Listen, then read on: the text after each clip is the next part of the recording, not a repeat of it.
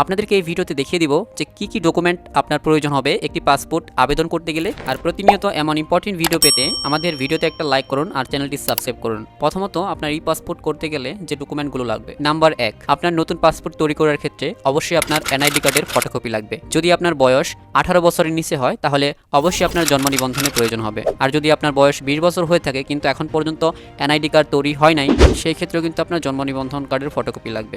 Number 2, আপনার পিতামাতার NID কার্ডের ফটোকপি। নাম্বার 3, নাগরিক সনদ অথবা চেয়ারম্যান সার্টিফিকেট। নাগরিক সনদ অথবা চেয়ারম্যান সার্টিফিকেট আপনি কিন্তু আপনাদের ইউনিয়ন পরিষদ থেকে সংগ্রহ করতে পারবেন। নাম্বার 4, পেশার প্রমাণপত্র। আপনি কোন পেশায় আছেন সেটা প্রমাণপত্র হিসেবে আপনি যদি ব্যবসায়ী হয়ে থাকেন তাহলে আপনার ব্যবসায়িক ট্রেড লাইসেন্সের ফটোকপি লাগবে। আর আপনি যদি চাকরিজীবী হয়ে থাকেন তাহলে আপনি যে প্রতিষ্ঠানে চাকরি করেন সেই প্রতিষ্ঠানের প্রত্যয়নপত্র। আর যদি আপনি স্টুডেন্ট হয়ে থাকেন তাহলে শিক্ষা প্রতিষ্ঠানের প্রত্যয়নপত্র অথবা সর্বশেষ আপনি যে বোর্ড পরীক্ষা দিয়েছেন সেই বোর্ড পরীক্ষার সার্টিফিকেটের ফটোকপি। আর আপনি যদি কৃষক হয়ে থাকেন তাহলে আপনার জমির পর্চার ফটোকপি লাগবে। তবে আপনি যদি বেকার হয়ে থাকেন সেই ক্ষেত্রে আপনাদের ইউনিয়ন পরিষদ থেকে আপনাদেরকে একটি বেকারত্ব সার্টিফিকেট সংগ্রহ করতে হবে, আর সেই বেকারত্বের সার্টিফিকেট আপনার প্রয়োজন হবে। নাম্বার 5, আপনার যদি পুরাতন পাসপোর্ট থেকে থাকে তাহলে অবশ্যই আপনার পুরাতন পাসপোর্টের একটি ফটোকপি লাগবে।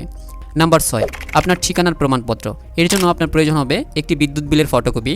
নাম্বার 7, আপনি যদি বিবাহিত হয়ে থাকেন তাহলে আপনার বিবাহ কাবিননামার একটি ফটোকপি লাগবে অথবা বিবাহ রেজিস্ট্রির ফটোকপি। আর যদি অবিবাহিত হয়ে থাকেন তাহলে এটার প্রয়োজন নেই।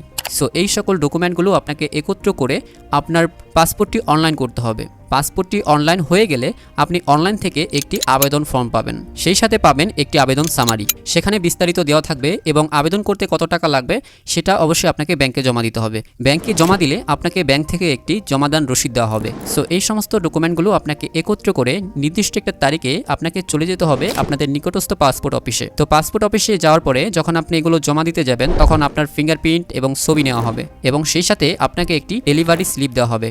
ডেলিভারি স্লিপে নির্দিষ্ট একটা ডেট থাকবে যে কবে আপনি পাসপোর্টটি হাতে পাবেন। তবে এর আগেই অনেক সময় পাসপোর্টটি রেডি হয়ে যায়। পাসপোর্টটি যখন প্রস্তুত হয়ে যাবে আপনাকে ডেলিভারি করার জন্য তখন কিন্তু আপনি আপনার ফোনে একটি এসএমএস পাবেন। সাধারণত 15 থেকে 30 দিনের মধ্যে আপনি এই এসএমএসটি পেয়ে যাবেন। তাহলে আপনি মনে করবেন যে আপনার পাসপোর্টটি এখন ডেলিভারির জন্য প্রস্তুত। সো এসএমএস পাওয়ার পরে আপনাকে চলে যেতে হবে পুনরায় আপনার পাসপোর্ট অফিসে। তো সেখানে আপনার ডেলিভারি স্লিপটা জমা দিতে হবে। ডেলিভারি স্লিপটা জমা দিলে তারা কিন্তু আপনার পাসপোর্টটি দিয়ে দেবে। সো এই ছিল পাসপোর্ট বানানোর বিস্তারিত বিষয়। আশা করি ভালো লেগেছে। ভিডিওটি ভালো লাগলে ফ্রেন্ডদের সাথে শেয়ার করতে ভুলবেন না। থ্যাংক ইউ সো মাচ ভিডিওটি সম্পূর্ণ দেখার জন্য।